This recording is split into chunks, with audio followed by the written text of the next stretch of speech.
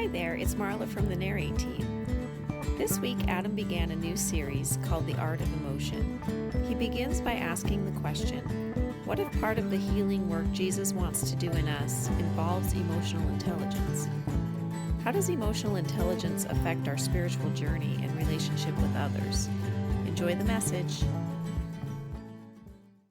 So we want to spend some time this summer talking about emotion. Emotion's a funny thing. We all know that. It's one of those love-hate realities, and it's probably one, no matter how many years old you are, you would say you have, in my case, a 39-year-old love-hate relationship with emotion. Several weeks ago, last time I was here, I talked about on league teams, and the whole dynamic of league teams is you end up in baseball league teams with a kid on your team who's never played before, and that can go both ways, because you can end up with a kid who's only there because his mom wants him there, or you can end up with a kid who wants to be there but just isn't very good at sports and doesn't play sports very much and is really kind and wants to learn and all that. And so on our team, we ended up with one of those. We're calling him Timmy, who has never played sports before. He's about 4'2" and weighs 40 pounds or something. He's a little bigger than that, but not much. In the first practice, he couldn't throw and he couldn't catch, but he's a super kind kid. In fact, I talked last time that as I passed by him, as he was going to lead off an inning to go to the coach first base, I said, "Hey, I'll see you at first base, Timmy." And he said, "I just hope he throws me 4 balls." So that's kind of Timmy's MO. Well, this last week, I just got to keep I'm going to write a Timmy documentary by the time this thing's over. This last Monday, we had a league game, and league games after tournament weekends are always really hard because it's just a different style of play, and kids are tired and blah, blah, blah. But we had this game on Monday that was probably tighter than we think it should have been. It was 5-2 heading into the 6th inning. We play 6 innings of baseball. We were the home team. And so we felt decent about it. We had one of our better, if not our best pitcher on the mound. He got the first couple outs pretty easy, and then this is what makes baseball great. Then things got interesting. So top of the 6th inning, guys on second and third.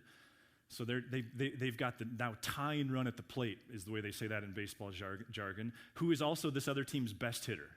In fact, 2 innings ago, he hit a solo home run over the left field fence. He's an all-or-nothing hitter. He hit it. It was my fault that he hit it, because the first 2 pitches I called curveballs from one of our pitchers who has a nasty curveball and made him look like a fool. And then I got greedy and called a third one, and he hung it, and this kid hit the thing way gone over left field. So this kid's up to plate. He's the tying run. I'm a little nervous. We're all a little nervous. He's all-or-nothing hitter. I look in left field, and guess who's playing left field? I'm like, oh, no. So for a moment, what I wanted to scream out to our shortstop was, hey, if the ball goes to left field, you've got to outrun Timmy to the ball, because if it goes over his head, he's probably not going to know it. And if he gets there, he won't have the arm to get the thing back in. And I could just picture this inside the park 3-run homer tying the game up. But of course, I couldn't scream that to the shortstop and humiliate all the kids involved. I was having some self-control that day. And so I didn't say anything to him. And the next pitch, Colt is this kid's name, he hits this towering fly ball to left field that in a league game should be an out, but almost never is. And an all-star game would be an easy out. And there's Timmy. Now, my friend Barry, who I coach with, we debate whether or not Timmy took a step or not. I say he didn't move a centimeter. But what he certainly did do was stuck his glove in front of his face. A glove that 4 weeks ago was still wrapped in plastic. And it was the most remarkable hole-in-one you've ever seen. The ball hit him in the glove, and he retained possession, and we won the game. And yeah, and I thought Barry, who has a bad knee and a bad hip, I thought he was going to have a heart attack. He was jumping so enthusiastically. And after the game was over and we all kind of did our celebration thing, and to the other team's credit, they couldn't have been more excited that the game ended that way. They're better sportsmen than we are. I would have been angry.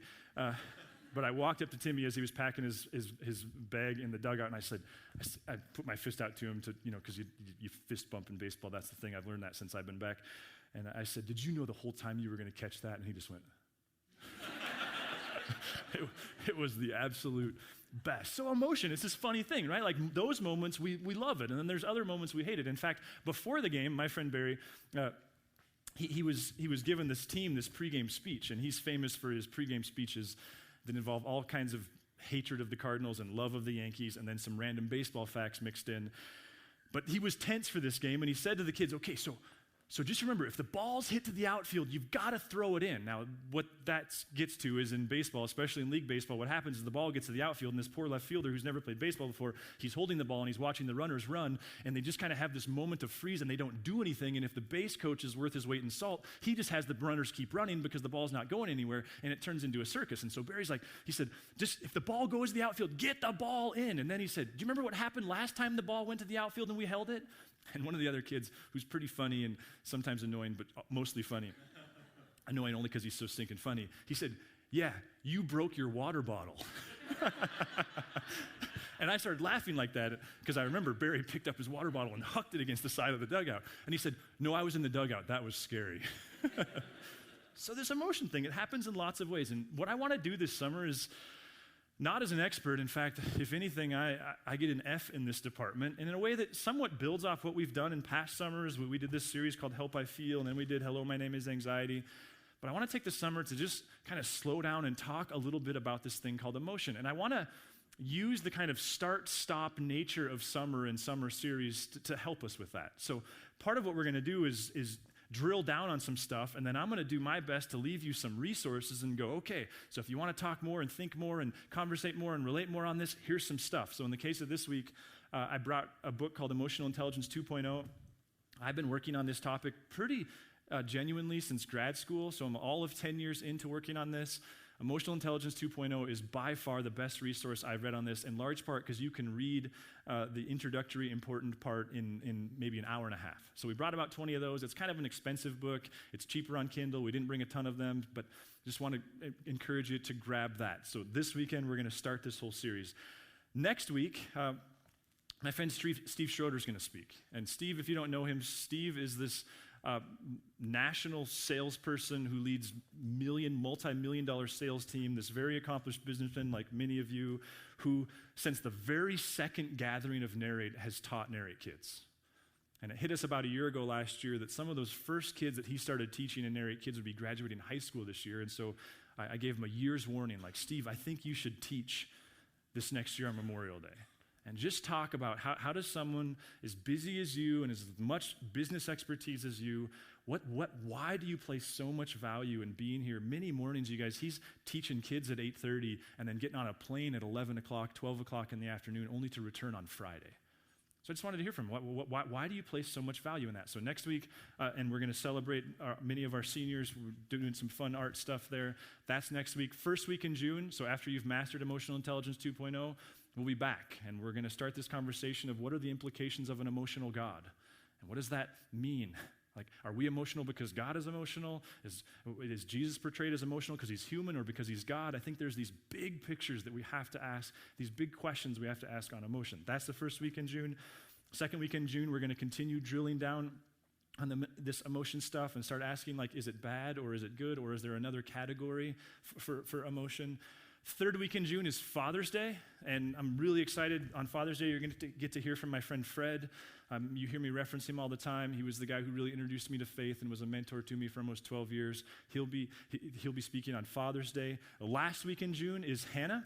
She's going to speak, and you may have noticed she's becoming quite a remarkable communicator and leader, and so very excited to hear again from Hannah last week of June. I don't normally do this, but I'm just kind of going, here's the playbook this summer, you guys. July 1st, we're gone. We're not even going to gather on July 1st. We made this decision where we're going to let the staff use about half of that time to take vacation, and then another half of that time. Many of our businesses are like this, and organizations and what we do for work, but there's no off season in church. And so the staff is going to have a good week of time to just really get 30,000 foot and think big picture. So July 1st, no gatherings. July 8th, my friend Brian Hopkins, who helped us plant Harvest in Billings, and then planted Journey in Bozeman, and then was instrumental in planting this place here, and now works for this massive church in Sacramento. He's going to be here on July 15th, and he's going to talk about just some of the challenges of what happens when church becomes established and starts to feel more like an institution than a movement. That's where Brian's going to kind of traffic, which is going to set us up for something we're going to do in August. July 15th, we're going to jump back into this emotion conversation. I want to talk about the implications of, like, what is a shadow, and what if we all have one, and what if we better understood what our shadow looks like when it appears. July 22nd, Kate's friend, Tim Foote, who is instrumental in why she lives in Helena, Montana, not Sydney, Australia. You'll hear from him on July 22nd. That'll be a real treat.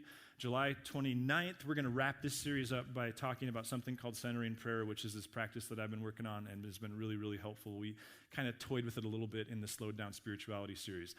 Then while we're at it, then in August, sorry, this is like the longest commercial ever, but just giving you the playbook. In August, we're going to do a series just from the book of Acts. It's where I've been living for the last few months. It's been a healthy kind of disruption for me. It's not lost on me that we're about to celebrate our 9th birthday, and lots of good things only made it 9 years, Seinfeld and Friends, to name 2. And so I think we have this spiritual, moral obligation to make sure that this thing that we have, many of us, grown to love doesn't become the end. And so we're going to spend some time in Acts. We're not even going to do art. We're not going to do any of our normal serious stuff. We're going to do a whole month of basically Vision Weekend where we go, okay, how do we celebrate those last 9 years? And then treat this next one like it's our first one ever. So that's what we're going to do in August. Then in September, we're not even doing Vision Weekend. We'll still do Dine and Dunk, but we're just going to jump right into a parenting series because I'm such an expert at that topic that I thought we would start there. Just kidding, but I'm excited for that series. This morning, though, I want to ask this question. What if the healing, like fixing, growing work that Jesus wants to do in us involves emotional intelligence? And that could be uncomfortable because you're not going to find the phrase in the Bible. This is one of the dangerous things about being 2,000 years later. You're not going to find the phrase emotional intelligence in the Bible. And experts would go, well, that's eisegesis when you go find it there. But what if the New Testament authors, had they known the science of emotional intelligence, would have went like, oh yeah, Paul talks about that all the time. Like, what if they would have absolutely understood that emotional intelligence and sin have a very strong relationship? That emotional intelligence and living beautiful, godly, others-oriented lives have this very healthy bond. What if Jesus knew full well, and I'm going to talk a little bit more about this morning, that having an understanding of what you're feeling and why you're feeling it, and knowing what to do with that information is paramount to the person trying to be restored to their full humanity? Like, what if this emotional intelligence thing is at the center of what the gospel is trying to help us with and heal us from and prepare us for and use in us to serve people? Now, part of why I love Emotional Intelligence 2.0, that book, is it simplifies it. And here's their very simple analogy. So those of you like, I don't read books, don't give me that yet. Here's why you shouldn't read that book. Well, you should, but here's the book in like 30 seconds. By the way, those authors, if you type them into your favorite podcast app, there's some very good ones with them on there. But here's what they say. What they point out and what emotional intelligence points out is that we are emotional creatures. And this, I think, has some really interesting conversations we can ask about God, which we'll do in June. That we experience life emotionally. That experiences enter our brain, and they hit the emotional part of our brain and are processed there first. Barring some kind of weird set of circumstances or some kind of things going on uniquely in you, you process emotion before you process logic. And what emotional intelligence, to make it super rudimentary, granted you could do like doctoral work on this topic, what emotional intelligence is arguing is that there is a pathway between your rational and your emotional center. And the degree to which you are emotionally intelligent determines how clear, how efficient that pathway is. The word picture they use is that we all have a pathway. For some of us, it's this overgrown single-track trail, which is a way of saying that our emotional center and our rational center, they don't share information very efficiently, if at all, and it takes a long time for those two things to connect. I guess the question that I want to ask in this series is, what if Jesus is very in favor of the emotional intelligence idea that we identify that pathway and we clear that pathway and we transition it from being an inefficient single track to a wide paved highway, where we allow that we're always going to experience life first and foremost emotionally, but emotional intelligence helps us in what happens after the emotional jolt. The authors say it this way. I love this quote. Go ahead to that slide now. Thanks, Bridget. Emotions can help you and they can hurt you, but you have no say in the matter until you understand them. The question that I'm asking is, what if Jesus goes, heck yeah. In fact, what if we could say it this way? What if healthy spirituality What if it embraces that emotional health is central and vital to all of this? Years ago, I was listening to a podcast where they cited a survey. I was trying to remember where I heard this week, but you're just going to have to trust me that I'm not just making information up because I couldn't remember the source. But in this particular podcast, what they were talking about was a survey where they surveyed 30 and 40 and 50-something men who used to, in a different season of their adult parenting married life, had a very strong connection with local church. So they were surveying men who in their adult life, when they were parenting, while they were married, church was a vital part of their rhythm, but it wasn't anymore. And they wanted to know, why for years were you an owner at a local church and you aren't anymore? And you know what the most common answer was, according to this survey and research? It doesn't work. That the men showed up, and I know I'm talking just about men, I think we could include women in this, but maybe us men are more broken and more pathetic, and so we need it more. That's the way I certainly feel, especially in the context of marriage. But the men show up, and we're not naive to the fact that we've got real issues. And that we're not very good at the spouse thing, and we're pretty terrible at the servant thing, and we're not necessarily very good at the parent thing. And for some reason, maybe because of someone we work with, maybe because of the way we were raised, we developed this conviction that church could help us with that. And according to this research, your male friends who used to but don't anymore, the issue isn't the resurrection. The issue isn't whether or not Jesus was God. The issue isn't the exclusivity of the claims of Christ. The issue is they leaned into the sermons for years, and years later, they were just as big a jerk as they were when they started. And at some point, it became easier to give up on God and church than it did to just keep playing the game. My question is, what if toxic spirituality says this? Listen, you just have to believe certain things. You just have to recite certain verses. You just got to know the right stuff about God and you'll become whole. My question is, what if 2,000 years later, as we understand emotional intelligence and we have all this great scripture and the research that's been done around it for 2,000 plus years, what if it's perfectly safe to go, wait a minute. Healthy spirituality would recognize that emotional intelligence is part and partial to what Jesus is doing. Let me just, and I didn't even put this on a slide, so don't let me throw you off, Bridget, because it was Ales week and I wasn't sure what I would and wouldn't remember. But in Galatians, let me just read this section where Paul, and we often use this text to shame the heck out of people, but listen to what Paul says sin looks like. The acts of the flesh are obvious: sexual immorality, impurity, and debauchery, adultery and witchcraft, hatred, discord, jealousy, fits of rage, selfish ambition, dissensions, factions, and envy, drunkenness, orgies, and the like.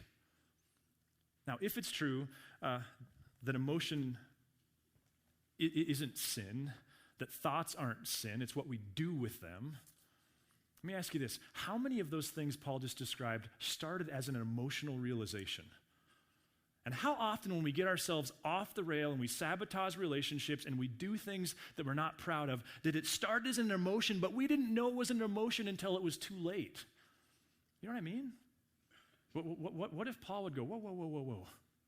Yeah, that emotional intelligence thing, that is a tool. You ought to use that because that makes some sense. What if Adam and Eve, what if part of the way we understand their dysfunction and the brokenness that led to this thing that we've historically called the fall, what if there's an emotional intelligence thing going on there? You tell me you haven't been in a situation where everything was heading this direction and you were excited about it, and then you had this momentary lapse where you had an opportunity to do something different and you acted on it, and years later or hours later you realized, like, what the heck? And there was some text message you received or something triggered in you an emotion, and it took you a direction that you didn't know you were headed until it was too late. What if Jesus, what if he grew emotionally?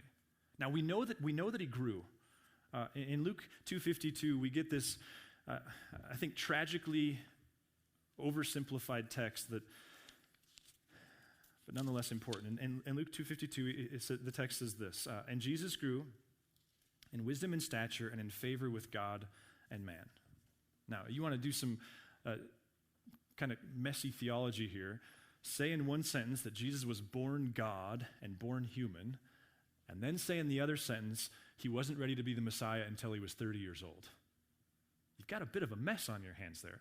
The implications that the Son of God had to grow is a bit messy. It wasn't for Luke, because Luke is stepping into a Greek philosophical tradition that used this word grow to recognize that we all have to grow up, that there's a perfecting that happens. And Luke, the author, says that Jesus, he had to grow in his relational intelligence and his spiritual intelligence. Question, what if Jesus, what if he really was human? What if he was a lot like you and I? Not that he sinned. I, like many of you, believe that he maintained this sinless state. But that like you and I, he came to realize as he grew up that he had emotions and that they were these tools he could use, but if he wasn't careful, they would destroy him. What if Jesus spent considerable time learning how to understand what he's feeling and why he's feeling it, and how knowing that information can change things? You know, there's a pretty famous story in Matthew 4 that we often call the Temptations, and I chose not to put it on the screen. I just want to read it to you because it's, in some sense, we have so much familiarity with this one that we can be numb. So I just want to read this, and I guess what I want you to consider as I'm reading this is what if what God is testing here is Jesus' level of emotional intelligence? Watch this. Then Jesus was led by the Spirit into the wilderness to be tempted by the devil. And after fasting 40 days and 40 nights, bear in mind this is the last thing really that Jesus does before his public ministry, he was hungry, which is the understatement of the whole Bible. The tempter came to him and said, "If you're the Son of God, tell these stones to become bread." Now, what kind of emotions come up in that moment? Jesus answered, "It's written, man shall not live on bread alone, but on every word that comes from the mouth of God." Then the devil took him to the holy city and had him stand on the highest point of the temple. "If you're the Son of God," he said, "throw yourself down, for it is written, he will command his angels concerning you, and they will lift you up in their hands so that you will not strike your foot against a stone." You know what that is? It's an invitation to be the Messiah without being cruciform. It's the invitation to be celebrated without having to be sacrificed. What kind of emotion comes up in that moment? It's written, "Do not put the Lord your God to the test." Again, the devil took him to a very high mountain and showed him all the kingdoms of the world in their splendor. "All this I'll give you," he said, "if you'll bow down and worship me." What kind of emotions come up for you when you get a job that you don't think you probably should take, but nonetheless you're excited to get the offer? Jesus said to him, "Away from me, Satan, for it's written, worship the Lord your God and serve him only." Then the devil left him, and the angels came and attended him. You know, Paul calls Jesus the second Adam. And so much of his theology is predicated on this idea where the first Adam failed, the second Adam was successful. What if Jesus wouldn't have survived the temptations at 20 years old? What if he wasn't ready? What if he wasn't emotionally intelligent enough? What if Jesus, part of the plan of his being Messiah was that he, like all of us, would have to understand that he's human and he's divine? And that part of being human, and it would seem part of what it means being made in God's image, let alone being a part of God, is understanding that you're an emotional creature and somehow you got to use that and leverage that. What I'm driving at here is this. What if sometimes more church and more Bible and more, at times, what becomes religiosity, what if it's not always the next step of your spiritual growth? What if sometimes church gets toxic and it fails to account for the fact that we are emotional creatures and that becoming more emotionally intelligent might be the most spiritual thing you could do in your relationships? Some call it awareness. Some call it social intelligence. There's a million different monikers we could use. You know, for years, there was these conversations after the whole IQ test was developed and understanding, well, why is it such a terrible predictor of success? You've done this. You've seen people who are smarter at what you do than you are, and yet they're not as successful. And you read this emotional intelligence research, and you see that for years and years and years, researchers, they couldn't solve the puzzle. According to the authors of that book, they say that people with superior IQs are only more successful than people with average IQs 20% of the time.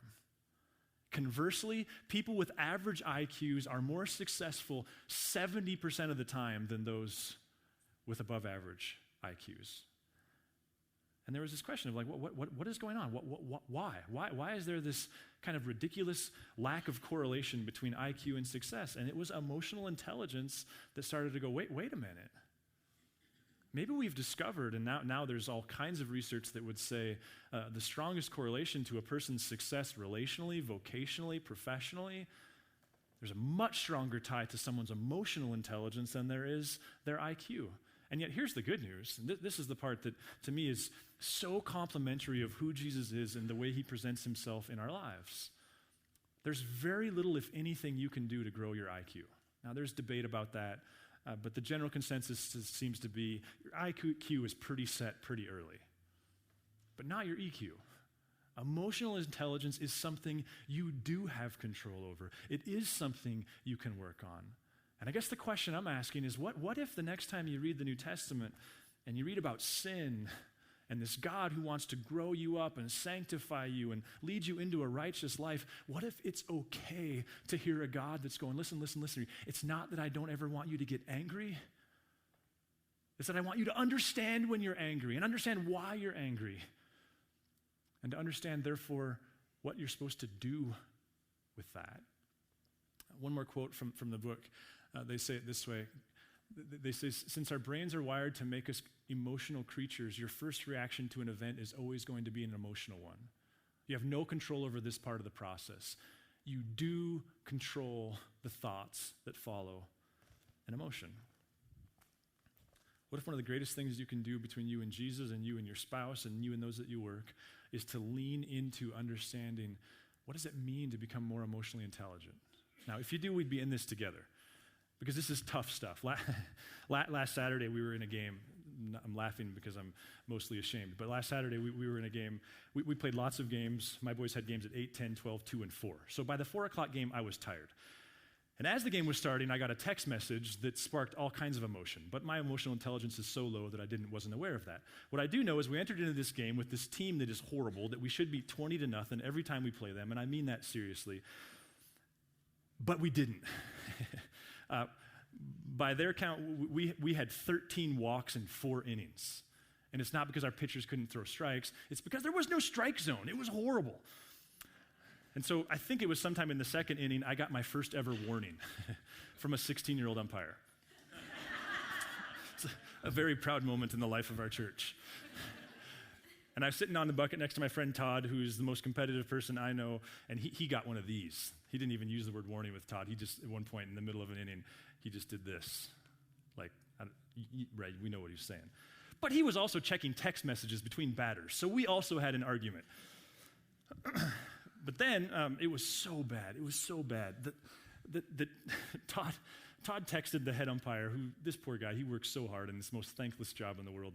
He's like, you've got to come see this disaster. This is horrible. And so I looked up behind, and there I saw my former friend, Chris. Just kidding. I've since sought his forgiveness, and I think we're okay. And I saw him up on the bank watching the game, and I walked up to him, and this is how in tune my emotional intelligence was. I greeted him by saying, Chris, either you got to talk to your umpire about his strike zone, or he's going to have to kick me out of this game. Needless to say, that didn't go very well either.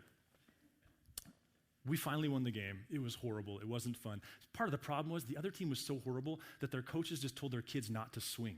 So there was one inning where I counted 4 swings the entire inning. So if we didn't hit the imaginary strike zone, we had no hope. Anyway, that next Sunday when I wasn't going to be here, I woke up at 2:30 in the morning, and I had this like, oh my gosh.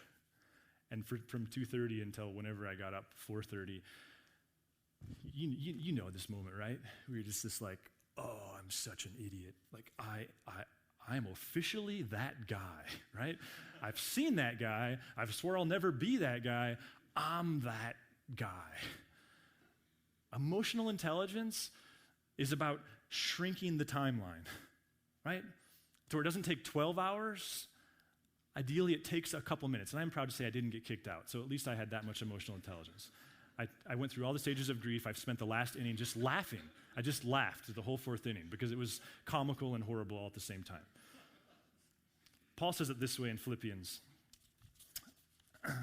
in chapter 2, and bear in mind that Paul is writing from prison.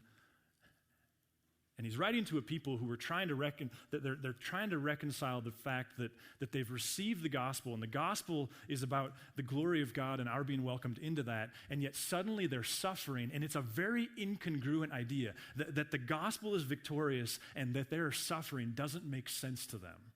And so much of what Paul is doing in Philippians is trying to help them understand that. And then he says this, "Therefore, my dear friends, if you have always obeyed, not only in my presence, but now much more in my absence, continue to work out your salvation with fear and trembling. For it is God who works in you to will and to act in order to fill his good purpose." You know what I wish those men who left church because they realized they were just as big of jerks as when they started, you know what I wish they understood? You know what I wish we all understood? Was that having to work it out is part of the deal. That the gospel is a gospel of grace, and God respects our humanity too much to wave a wand over us and make us our idealized self. He invites us into this struggle called life, where we get to, with him, identify our crud and grow in what it means to be his. So as you stop this summer and camp and fish and do the things that we do, my challenge to you is what if you really drill down on emotional intelligence? There's one resource this week. You can grab it on Kindle. You can buy the book. You can look on podcasts. Some of you, maybe we're putting our finger on the very thing that you need to go talk to a therapist about, or as a couple to go talk to the therapist about, or a tool that you can incorporate in the way you're understanding how to relate to your kids. Maybe you need to form some kind of a triad or group of guys or group of gals or group of couples and begin to talk about, okay, how do we grow? There's lots of great resources out there. We're going to try to share them as we go, and if you need ideas before then, shoot me an email. But what if the working out of our salvation very much does involve understanding that we're emotional creatures because God is an emotional creature, and part of what it means to grow in relationship with him is to understand that and use it, not numb it and resist it. Let me pray and we're going to sing our way out. God, Lord, we're trusting you because while there are times where emotion is what makes life enjoyable, there are also obviously realities that make it unbearable. God, whether it's a self-awareness issue or a social awareness issue, we genuinely pray that we would enter into the summer with a challenge to grow our EQ. Not to become perfect, not to move from a D to an A, but just to move from like a D to a D+. And that this journey of faith that we're on would be one where we embrace the opportunities to grow emotionally. We love you, God. Amen. If you would like to engage further with Narrate Church, you can find contact information online, www.narratechurch.org. We would love to hear from you.